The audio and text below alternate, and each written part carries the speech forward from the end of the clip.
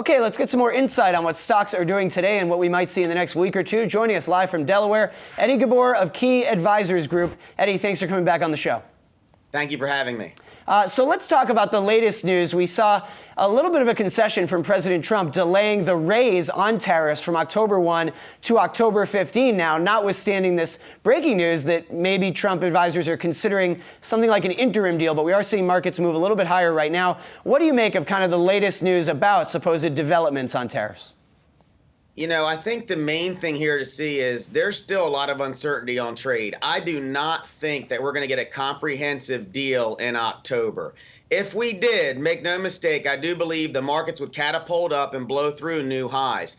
This is not the first time we have heard this type of rhetoric that we are close to a deal or things seem to be going in the right direction. The only way we will get some type of deal is if we back off our demands on intellectual property. And I don't think that's going to happen. So right now, anyone that is overweight equities and has retired or close to retiring, it is of my opinion to take days like today of strength and take a little bit of profits and put it on the sideline, because I think we still have a lot of headwinds ahead of us that could potentially cause markets to head back down.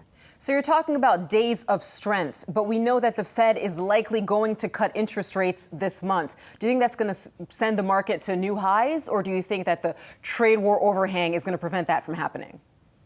Well, I think the market's already priced in a 25 basis point cut already. So the only thing the Fed could do to derail markets is to either not do a Fed cut, which the market would probably go down, or if they make an aggressive cut of 50 basis points. At that point in time, that may actually spook the markets as well, because then investors are going to say, why are they being so aggressive? Is the economy not as strong as we are being told? So right now, I think that's already priced in, the 25 basis points, so it shouldn't be too much movement in the markets. China and U.S. trade is the #1 issue that's going to cause this market to break through new highs or go down, because make no mistake, the globe around us is slowing and heading to a recession. If this trade war escalates into the latter part of next year with these tariffs, it's going to affect the consumer. It's almost impossible not to. And then our slowdown that we will be seeing could potentially turn into a recession in the second half of next year or the beginning of 2021. So my point is, I'd rather be a little bit more defensive when we're near all-time highs and be prudent, even if it's a little bit early, versus being caught. Yeah, but look at the last time we were at all-time highs in late July. At that point, you had a 10-year yield that was over 2%. Now it's at about 1.7, 1.8%. So just in the past 6 weeks, we have stocks more attractive because interest rates are lower.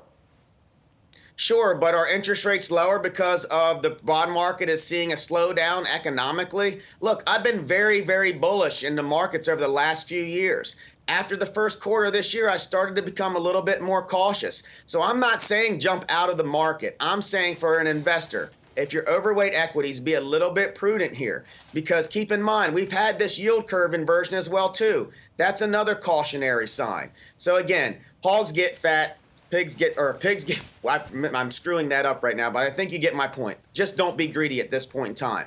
Pigs get slaughtered. Right. That's it. I apologize. No, it's good. All right, Eddie. Thanks so much. I'll be back on soon. Thanks.